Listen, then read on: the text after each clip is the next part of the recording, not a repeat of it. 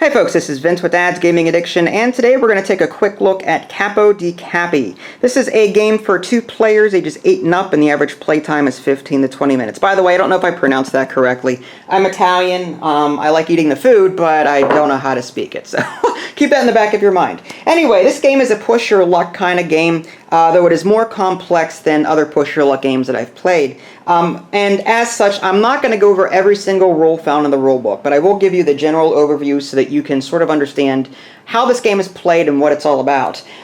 In a sense, what you're trying to do is fight for control over these 7 boards here. Well, actually, there's 6 of them that you're going to be concerned with. There's a black 1, black 2, black 3, and a white 3, white 2, white 1. There is a mayor board in the center here, and you can sort of get cubes that way, which are victory points that you can earn, and more mayor chips, but I'll get into all that later. But suffice it to say that players are going to be fighting for control over these locations, and at the end of the game, each one is worth 1 victory point. However, throughout the game, these red value cubes will be added to these 6 boards here, and possibly to the center mayor board too, in order to increase their value. So if I were to put, say, 2 cubes here, if 2 cubes were here, say in the middle of the game, this board is now worth 3 victory points instead of 1. So some locations will start becoming more profitable than others, and players may be fighting over certain ones more because of their value, while other ones may not have any red cubes on them at all, so that you may not end up fighting over those. When I say fighting, what does that all mean? Well, there's little circles here on each of these boards. I know it's kind of difficult to see when they're down like that, but you can see little circles here. And throughout the game, players are going to be, again, rolling dice. But on top of rolling dice, depending on what they roll, you can put influence tokens down on these little spaces, like there's a 1, 2, and a 3. There's also these bribe tokens that you can get.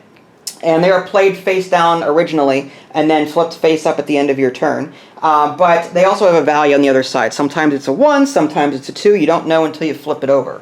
But basically, whoever has the most influence on a location, on that location at the end of the game, will win that card, and as such, any victory points that it's worth. So players are going to be fighting for control over these locations via influence and these bribes over here. These are value cubes. I've already gone over that. You've got these mayor chips. Players will earn those throughout the game. Mayor chips. Let me just quickly show you what that's all about. Mayor chips can be used in a number of different ways. The first player starts with 4. The second player starts with 5. But basically, you can use 1 chip to deceive, pocket, payoff, or backstab. You can only use tokens on your turn with the exception of the backstab option, which basically forces a player to negate their last roll and then re-roll again. If you don't like what they rolled, you can spend a chip and make them re-roll their dice. And then you can spend 2 chips to renege, which means negate one's own dice roll and re-roll, maybe used to avoid a bust. That's very important. In this game, you can bust. Like I was saying, you can get influence tokens, but instead of putting them on your player board whenever you get them, they're put below the different boards here. So you're going to be continuously rolling. When you decide to stop, that's when you start putting everything onto these circles. However, if you bust before that happens, then you lose all of the progress that you made. The only thing that stays are any of these red value cubes that happen to have been placed on these boards. So let's just quickly take a look at what a typical turn might play out like. And again, it's a very simple process, but again, there's a lot of different things that could happen when these dice are rolled. For example, you're going to be rolling 2 dice. You have to take a look at the higher number, and then based on what that higher number is and what the other dice is, you're going to be taking very different actions. You can influence, you can extort, you can bribe, you can invest. If you roll doubles, then certain things happen. So there's a lot of different actions that do occur whenever you roll these dice. And if you happen to roll doubles, a hitman will come out and be next to you, and if you roll doubles again, then you go bust. Another way you can go bust is that if you happen to utilize the mayor too much and this pawn goes from the 0 all the way up to the 6 or beyond the 6, if it goes beyond the 6, then you bust. So you basically push the mayor beyond what he was willing to be pushed. And there are a few other ways that you can go bust as well. If you happen to try and put a token down below a board in which you already have a token, to where you already have a token, then you also bust. So you can only have 1 token on each location. So that's, as you continue to roll, it becomes much more and more riskier to do so. I know I just threw a lot at you and I'm speaking rather quickly, so let's just play out a few sample turns so that you can see how this sort of plays out. Again, I'm not going to go over everything, but I'll cover as much as I can. Alright, so as the first player, I'm going to roll these dice. 2 cubes go in the center in the very beginning, and this red pawn, the mayor pawn, goes on the 0 here. At the beginning of every turn, it goes back to the 0. So this is a 6 and a 5. So we're going to take a look at our handy-dandy little sheet here, and it says 6-5. Place value cube on any area card, and if possible, flip an opponent's bribe token on that same card. So I can take a value cube from this here and place it on any card I want. Well, because I don't really know, there's no influence anywhere yet, so I don't have control over any of these, so I'm just going to throw it onto this one here and be done with it, okay? So now I have a choice. I can either keep going or I can stop. Well, there's no reason for me not to keep going, so I'm going to go ahead and roll again. A 1 and a 6. All right, so we're going to take a look at this. 1 and 6. All right, place influence token from this. If you roll a 1, 2, or 3, and a 1, 2, and 3, I'm looking for the 6. Here we go. 6, and then a 1, 2, or 3. Place a value cube from the supply on target card. So in this case, it's a black 6 and a white 1. So I would place a value cube, which are these red cubes, onto this white 1 card over here, like so. All right, and there's that.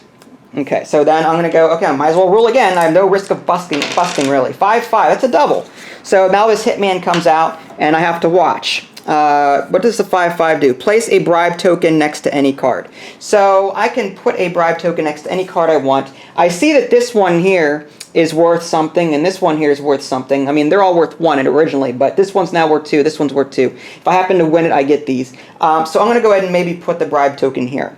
Now, I can also, if I want to, spend a chip to pay off, which is leave hitman in supply after rolling doubles. May not take this action if player already has the hitman from a previous roll. So I could spend a chip now if I want to get rid of him. If I wait, then I can't do it. So do I want to risk rolling doubles again and then going bust? Well, I don't think I'm going to get doubles again. I'm not that lucky. Watch me roll doubles. 5 and a 2. Okay, let's see what that does. 5 and then a 2. Place a bribe token from the supply next to target card. That's a white 2. So we're going to go ahead and put a bribe token, which is the 5 over here, next to the white 2. So that's going to go here. So now I've got a bribe token here and a bribe token here. So if I were to ever have to place a token here or a token here, I'm going to bust. So I need to be careful about that. But I think I will continue going. So doubles will bust me. Also, putting an influence token here will bust me as well, so I need to be careful. I rolled doubles again. All right, now I can use the renege here to negate one's own roll. So I'm going to spend 2 of these mayor tokens, put them back into the pool, and then re-roll. I told you I'd get doubles again. 1 and 3. Okay, so that is influence. Place influence token from supply next to target card. Now I have 2 choices here when doing the 1. If you roll 2 dice and they're both below 4, in this case it's a 1 and a 3. I can either put 1 influence token on the black 3. I can't do that because there's already a bribe token here that would cause me to bust. Or I could put 3 influence token on the 1 white card over here. So I think I will do that. So I've got a 3 over here. All right, so I think I've pushed my luck enough. I've only got 2 of these mayor tokens left, and I think I'll call it quits. So this ends my turn. The hitman goes away. The pawn resets. It didn't move, but it would reset back to 0 in this case. So then the other player would get the dice. Now I'm going to go ahead and put these bribe tokens here, and I'm going to put the influence token here.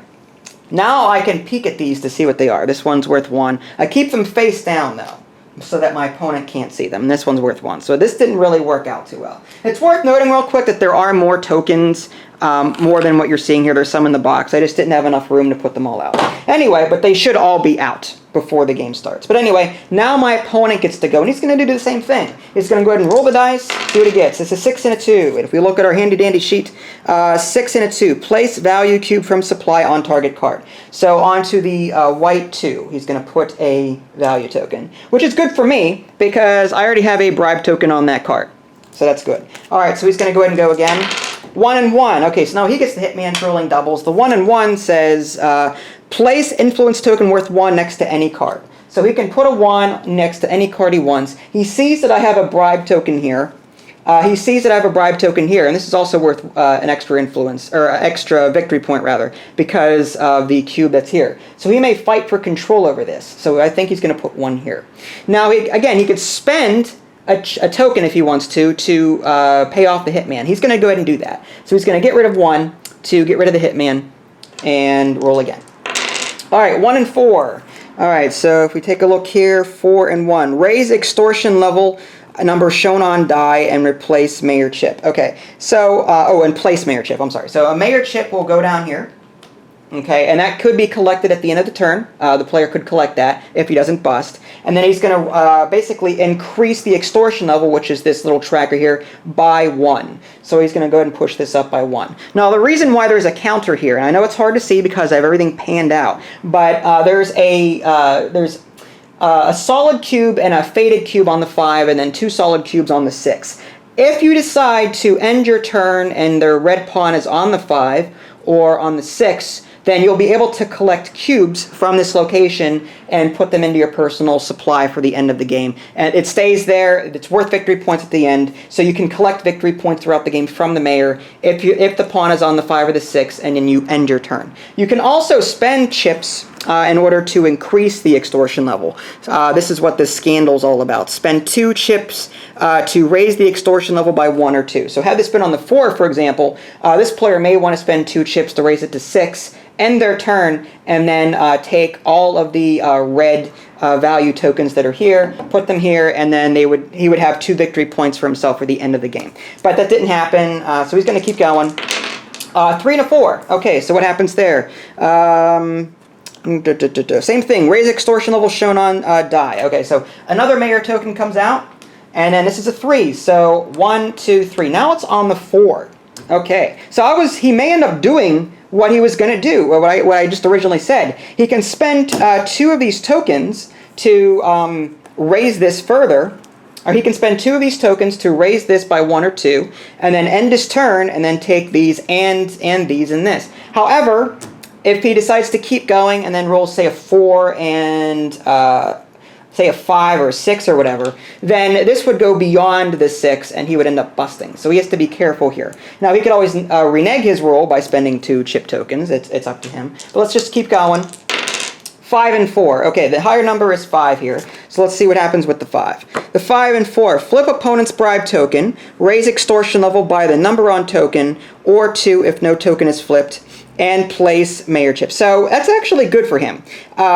He can raise this level by 2. He could flip one of my bribe tokens over to see what they are. But instead of doing that, he can just raise the extortion level by 2. Otherwise, he would have had to have done it by 4, which would have busted him. He would have to have spent 2 of these mayor tokens to renege his roll. But because he's not going to flip any of my bribe tokens over, he can now raise this by 2, the extortion level by 2. It is now on 6, which is pretty awesome for him. So that's really good for him. All right, so at this point, he's thinking, you know, if I get any more here, I'm going to bust. So he can't be rolling 4s anymore. Basically 4s are going to be bad for him in a lot of situations. So I think he's going to stop where he is, and he's going to take all of the cubes here from this card, because it's 2 full cubes on the 6. He's going to take that and put them there. If it had been on the 5, he would take half rounded down. So he's going to do that, and then once this is empty, 2 more cubes come out from the supply over here and are put on the card. Now this player has 2 victory points for the end of the game, 2 mayor chips, and then 1 influence token. So this player over here didn't get a lot of influence this turn, but did manage to get a lot of mayor tokens and some victory points for the end of the game. And that's basically how this is going to keep playing out. Each player is going to take turns, pushing their luck, rolling the dice, adding more of these value cubes to these cards, trying to get more of these influence tokens onto these cards without busting. The game ends when one of these piles run out, the 1s, the 2s, or the 3s, or when these run out, these red cubes, or when these bribe tokens run out. When that happens, the player finishes out, well, they don't finish out their turn. They quit.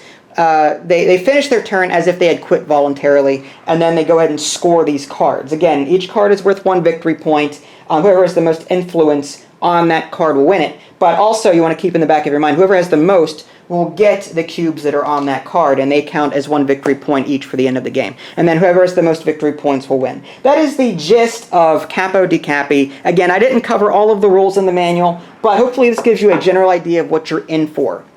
I have to say, this is probably one of the most complicated two-player push-your-luck games in my collection, but it's not necessarily a bad thing. I have a lot of, like Ink and Gold, for example, is a very easy push-your-luck game. You roll, and you just flip a card, oh, okay, I'm going to quit now. Flip a card, okay, I'm going to quit now. Flip a card, if you get doubles of a bad thing, then it's over. Or, you know, a lot of other push-your-luck games, you roll dice and just roll and roll and roll and roll, like Farkle Party, for example, or Zombie Dice. You just roll dice until you decide to stop. Here you've got so many more options available to you. You're going to have these cards increasing in value. You're going to have unknown bribe tokens coming out, and you don't know what those values are on your opponent's side, so you don't really know how much influence your opponent has there unless you can reveal it in some way. You're going to be gaining influence on your own side. You may end up with a lot. You're going to also decide when you're going to stop. I mean, you could decide, okay, I've pushed my luck enough, but I've got enough mayor tokens to where I could re-roll if things go bad or something like that. So you've got options here. You've got, via these mayor chips, you've got options all over the place. Again, it's a great push your luck game that I highly recommend to moderately strategic gamers. Like, if you're a casual gamer that likes push your luck games like Farkle Party, this may be a little bit too much for you. But if you like a little strategy, and you like thinking a bit, and you like push your luck games, then I would take a look at Capo dei Capi. So there you go. If you guys want to see, you know, actual gameplay, I'm sure Vinny and I will be happy to oblige. If you haven't already, subscribe to my YouTube channel and check out my official website, www.dadsgamingaddiction.com. This is Vince. Thanks for watching, and I'll catch you next time.